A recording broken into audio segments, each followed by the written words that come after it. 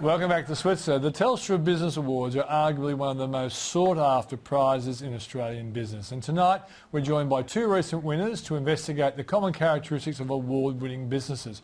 Joining us in the studio is Tori Newton, the Director of StoneSet Permeable Paving, and Mark van der Wield, the Managing Director of Invisalign Australia. Guys, thanks for joining us in the program. Thank you, Peter. Let's just start with your businesses first. What does your business do? Well, Peter, as we're all extremely aware with the terrible, devastating flooding that Australia has experienced recently, there is a need for a better solution. And StoneSet is a porous paving system. And what that means is that rather than allowing rainwater to run off the surface and fill our rivers and our oceans with polluted water, it allows rainwater to soak back into the ground. So it's a real good environmental solution. So it reduces runoff, it reduces flooding either in your homes or into all the channels and more saturation back in the soil? Exactly, okay. Which ultimately helps the health of surrounding trees as well. Fantastic. Yeah. Now, Invisalign. Well, Invisalign's a means of straightening teeth without braces. So we've been around since 2001 in Australia. Yeah. And I think now we're the largest orthodontic company in terms of supplying orthodontists and dentists. And I can imagine that. Yeah, people who don't want braces. So. Well, people don't want braces because they're ugly. People want straight teeth. So ultimately you've come up with a really good solution. Yeah, that's right. And the product was created in America back in 1998. And I actually invested in the company when it was still private. And now they're a $2 billion market company in California. Okay. And I became the distributor for Australia. Okay. Is it a listed company in the US? It is a listed company. Yeah, it's on the NASDAQ. Okay. Let's go to you, Tori, now. You won the Telstra Award. Why do you think you won first? And secondly, what's been the impact of winning it? I think that one of the reasons that we won was because we were introducing a solution to a lot of problems. I think the environmental benefits of the paving is a fantastic additional selling benefit, but also the product itself is quite unique. And when we brought it to Australia, we wanted to really come to the market bringing something new that's attractive and solves a lot of problems. I guess some people would worry if it's permeable, does it mean it's not strong and therefore breaks easily? You know, cars going over it and things like that. That's right, yeah. That is a concern.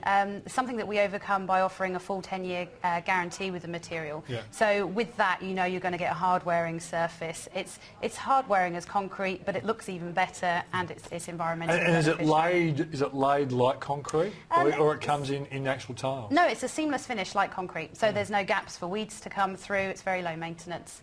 Yeah. Okay. Now, in your case, what was it like to try and sell a product like that to the Australian public? Was it easy?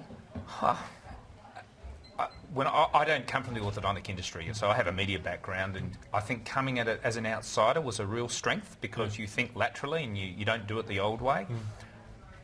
Introducing a product which had never existed before was very, very difficult. So we relied upon consumer marketing to get the public to request from their orthodontist or dentist. So the gatekeepers or the obstructionists in the old industry, you got customers saying, I want this because it's obviously more attractive. That's right. I mean, we've created a new market being adults who don't want braces. So the orthodontist traditionally treats teenagers with braces. Who they can abuse by putting these horrible braces on. Bang, bang, tell them what to do. Yeah. So adults, especially women, are not going to accept that. So this is the new market and we're bringing new patient flow in. How did you impress the Telstra judges and what impact has it had, the win? I think really putting a lot of thought into the submission, and Tori and I were talking about this outside. I think that going through working with the team and looking at all the answers to the questions, I mean, I must have put in like 20 or 30 hours of time. Plus, and you got your staff to help you as well? Absolutely. And they were part of the presentation to the judges. Yeah. Was it a positive and learning experience about your business actually answering those questions? Very much so. Very much thinking about best practice and where you had to get to. I think that was the best thing. I was saying that I think filling it in and then looking at it all and then looking at the benchmark report, and I think we were in the top 5% in every category. And so, but you still know what things you have to do a lot better in. You know, social responsibility. I'm conscious of the fact I think we need to do more in that area. Well, that's my next question to you, Tori. When you did it, you think, hey, maybe we're not as good as we thought we were because it's actually made us become more objective about your weaknesses as well as your strengths? I think that to identify our weaknesses was fundamental in looking forward to how we wanted to grow as a business. It was actually quite humbling to get positive feedback as well. And being a small startup business, we're quite hard on ourselves and very critical. And so to get, we got very positive feedback. It was sort of the pat on the back we needed after 4 years of hard slog. So it was a very positive thing for our business to be involved in that. And like Mark said, looking at through the process, answering the questions. It was a good 30 hours worth of work doing that, and it was a fantastic thing to be involved in. Okay, so how have you changed as a business leader as a consequence of going through the whole process? I think really just thinking about best practice and where you have to get to. And again, I think thinking about some of the things where if you look at it and you answered it, you realise you can do better. So focusing in on those areas. I think giving the team the ability to participate in all, I think was really good. So it's empowering from that perspective. Yeah. So I've learned a lot about What about you, Tori? From a point of view of how we operate as a company and how we really see the importance of putting plans in place. As soon as we started writing things down, we were surprised how quickly they happened. And I think that is vital for a growing company, is to know where you're going to be 6 months, 12 months, 5 years down the line. It's fantastic. Yeah. So how big is your company now? We're small, there's less than 5 of us, but we operate nationwide. And one of our challenges that we had to face coming from the UK and setting up a business in Australia is trying to deal with the size of Australia and being able to effectively service every single state, but in an environmentally conscious way.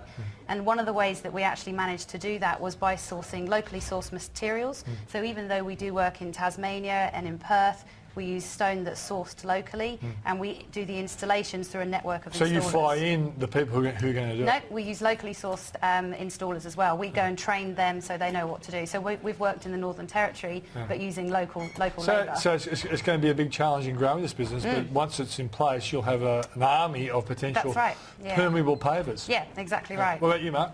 I think we're up to 50 people now. So I think when I started working for myself, we were at 10. So 6 years later, we're at 50, and I think we've grown 600% in the last 6 years. So it's a huge market, but there's so much more ahead of us, and that's what's really exciting. Well, guys, you've done very well, and people always love hearing success stories. And of course, the benefit is you can pay payroll tax as well, can't you? A lot of it.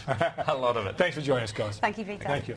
For anyone who has a self-managed super fund, we are running a self-managed super fund seminar series this month. The first event is in Sydney this Friday. Another one will be in Melbourne. Details can be found at switzer.com.au/SMSF or call 1300 794 893 to book your seats. That's the show. I'll see you tomorrow night. Thanks for joining us.